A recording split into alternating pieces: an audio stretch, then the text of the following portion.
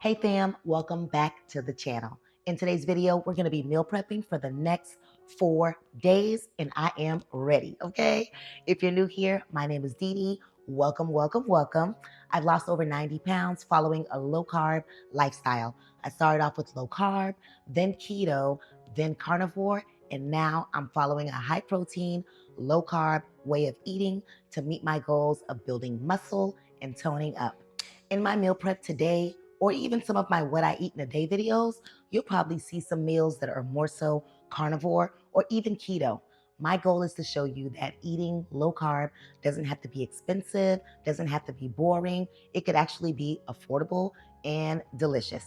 In today's meals, you'll see some pork shoulder steak. And you guys already know pork shoulder steak is so underrated, but budget friendly and so tender when you cook it right.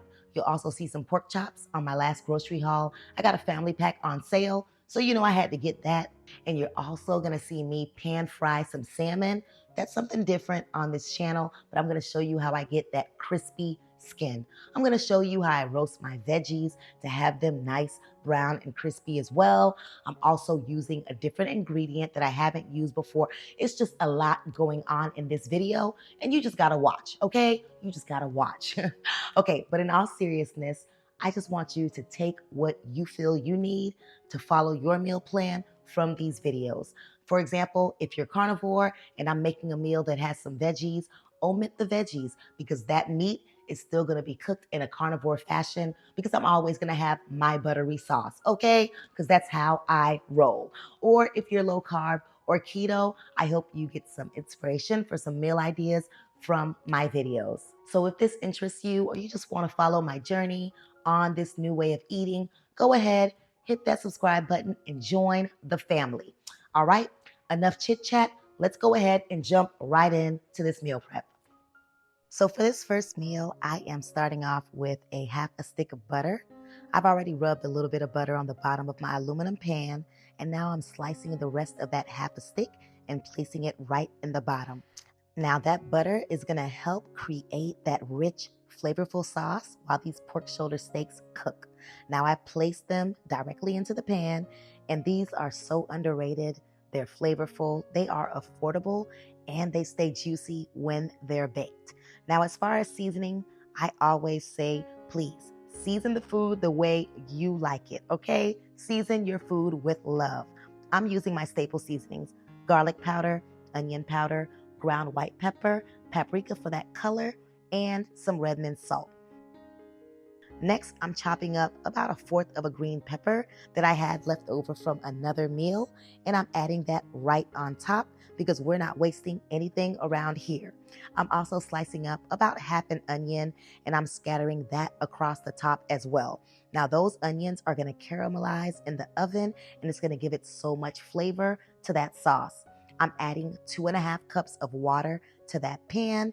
That's going to help keep the meat moist, and we're going to place it into an oven that's been preheating on 350 degrees. The total cook time is 1 hour and 30 minutes, but you already know at the halfway mark, about 45 minutes in, we're going to take them out. We're going to go ahead and flip them, okay? They are smelling so good, but they are not cooked yet.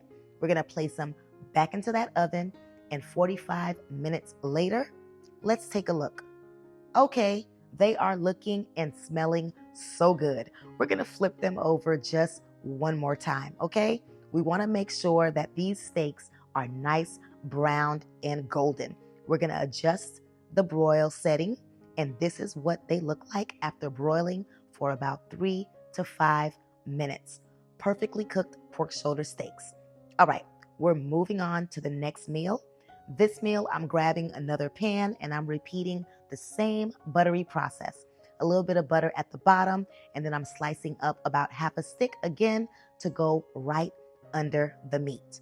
But this time we are gonna use some pork chops. I've already rinsed them with some water, with some vinegar, and that vinegar rinse just helps clean them and tenderizes them a little bit.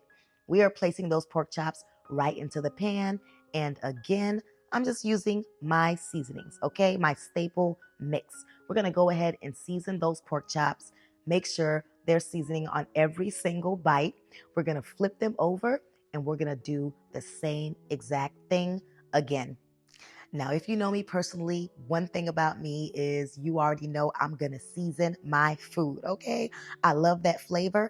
I always go lightly on the salt and then I can add it later if needed. Okay, we're doing something different here as well. We are adding some pico de gallo right on top. That's just a mix of some diced tomatoes, onions, cilantro, and a little touch of jalapeno. I'm also adding 2.5 cups of water again. We are placing this pan right into the oven. It has been preheating at 350 degrees. We're going to do the same thing 1 hour and 30 minutes. And then we're going to take a look at the halfway mark and flip just like we did before. Just like that. Even though it's smelling good, that doesn't mean it is fully cooked, okay? Go ahead and put that thing right back into the oven. When that timer goes off at the 45-minute mark, you already know it is looking and smelling good.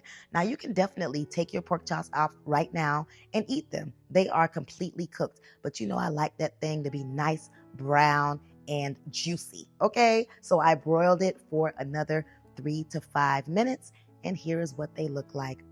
Now let's move on to one of my absolute favorites, salmon. Now, the key to getting that salmon to be crispy at home is to make sure that skin is completely dry. So you see me here, I am patting that skin, patting the other side, and even wiping down that pan, okay? We want the dryness everywhere. I'm gonna season the salmon with my normal staple seasonings, nothing fancy at all. After that, I place it right into that hot cast iron skillet. That skillet is on medium-high heat. I place it skin down first. That's how you get that crisp. I let it sear for about 3 to 4 minutes until golden brown. And then I'm flipping those pieces of salmon and then taking them out of that cast iron skillet. It is looking so nice, so crispy, and I can't wait to dig in. Now we're going to move on to our vegetables. I'm preheating these pans, okay? That's a trick that I learned. Preheated them in a 400-degree oven, and then I'm going to now take them out, put some aluminum foil on it, and then go ahead and place our frozen broccoli and cauliflower straight into that pan. You want to grab them straight from the freezer. You do not have to thaw them out at all whatsoever. Place them right onto your hot sheet pans, and we're going to place it right back into that oven. That oven is still on 400 degrees Fahrenheit. That broccoli and cauliflower is going to roast for about 15 to 20 minutes to get that nice dry surface. Once that timer goes off, you want to take them out. But it's not done yet. We are not done with this process whatsoever. They're looking good. There's a little bit of brownness, but it's time for us to complete the process, okay? We've drizzled a little bit of olive oil into that bowl. We're pouring that broccoli in there and we are mixing that olive oil in, okay? That's gonna help with that crisp. And then you wanna make sure it tastes good too. So what I'm doing here is seasoning it up with some garlic powder, onion powder, some salt, and some black pepper.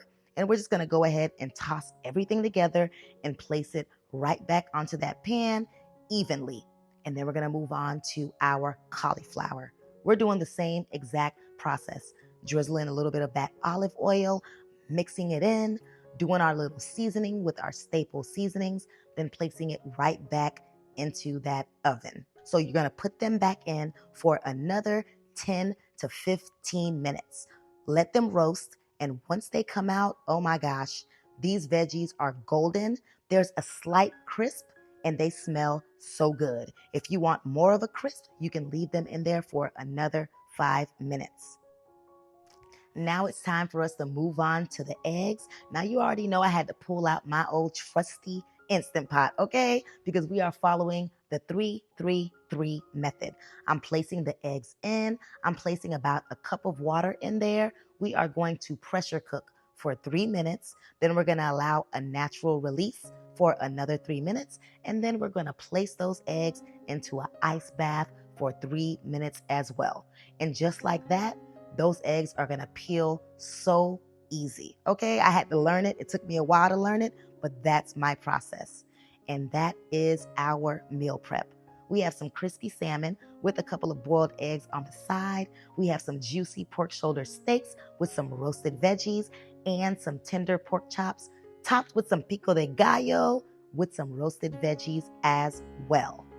All right, fam, that's what I'm going to be eating for the next few days. And oh my gosh, it smells so good up in here, okay? If you enjoyed this meal prep today, please go ahead and like and comment below and let me know which one of these meals you would most likely try. Is it the juicy pork chops, the tender pork shoulder steaks, or that crispy salmon? I'm curious to know. And I know I always end my videos with thanking you for watching, but I want you to know that I truly mean it. I have some loyal subbies that have been here since day one, okay? Loyal A1 since day one. And I also have some new subbies that are coming through in the comments, also with the inspiration, the motivation, and the positive vibes.